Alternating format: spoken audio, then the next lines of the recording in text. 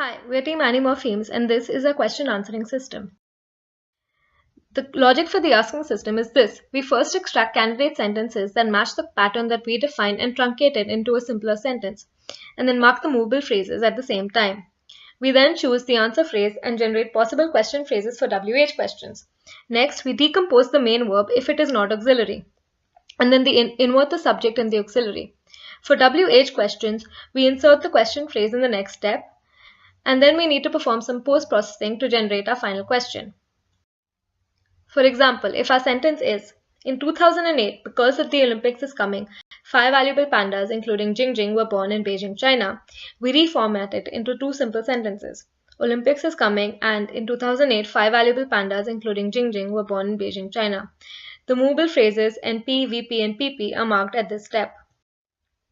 Then for yes and no questions, we check if the simple sentence has an auxiliary. If not, we decompose the verb first. Then we invert the subject in the auxiliary or the verb.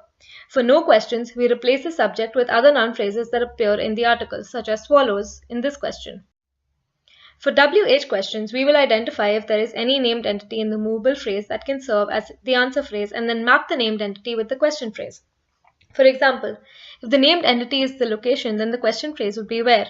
If the named entity is time or date, then the question phrase would be when. If there is no named entity, then the question phrase would be what. The answer phrase can be selected from PP, NP, or VP. Based on the origin of the answer phrase, we apply different strategies to form our question. We invert the subject and auxiliary or verb and insert the question phrases for WH questions. Additional post-processing is required to ensure proper formatting and punctuation, like capitalizing the first letter and changing the periods into question marks. Our question evaluation system considers 4 factors, including complexity, difficulty, diversity, and fluency. For evaluating the complexity of the question, we use buckets to represent the different scores. These indicate the number of words in the question. If the question is in the 520 bucket, then it achieves the highest score. If the number of words is smaller than 5 or greater than 30, then it gets the lowest score. The position of the question word or WH word indicates difficulty score for the question. The grammar checker is used when there are not too many candidate questions, since it takes time for us to get a response back from the Ginger server. To guarantee the diversity of the selected questions, each type of question is assigned a percentage. Finally, our answering system consists of 3 components. The answer type detection component will detect the type of the answer to the question. The passage retrieval component serves as a search engine to retrieve those most related sentences in a document. And then the answer extraction part takes the outputs from the former 2 components to extract and construct a sentence to the question.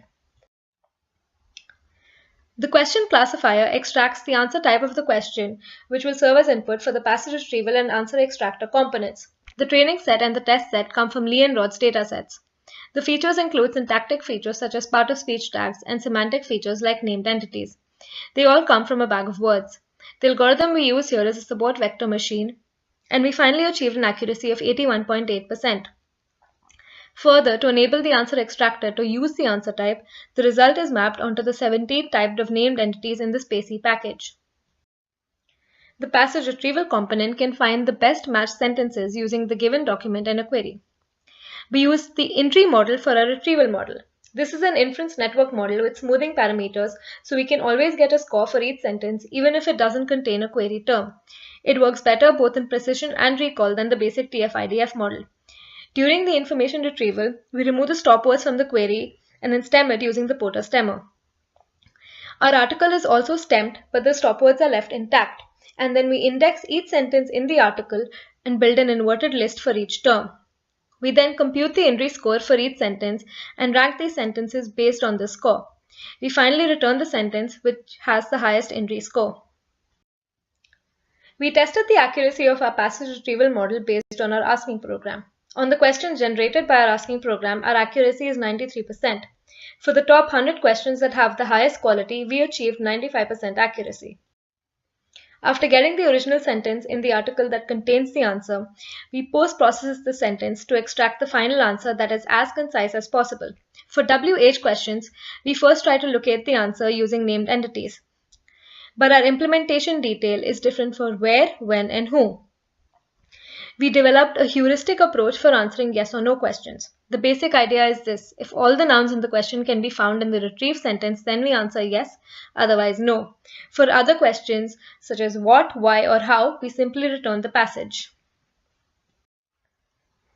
For who questions, Spaces sometimes gets confused between person tags and organization tags, especially for strange person names that it hasn't encountered before. For where, multiple locations can occur in one sentence, and sometimes the location cannot be recognized by the NER tagger. For the when question, the NER tagger is relatively more accurate. Thus, our strategy is this: if we find the required NER phrase in the sentence and this NER phrase is not in our question, we return the NER phrase. If no name is found, then we return the original sentence.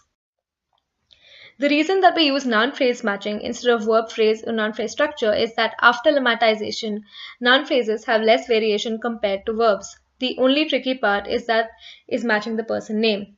A question may contain a full person name, whereas a retrieved sentence only contains the first name or the last name. We allow for partial matching in person names. For noun-phrase matching, we use lemmatized words. For name matching, it is case sensitive and we try to return exact matches. For sentences that do not contain any noun, including the name, our heuristic strategy fails, and in this case, we just return the original sentence. Since this is a video, you won't be able to ask us any questions, but as we've just shown you, we can ask and answer many of yours. Thank you.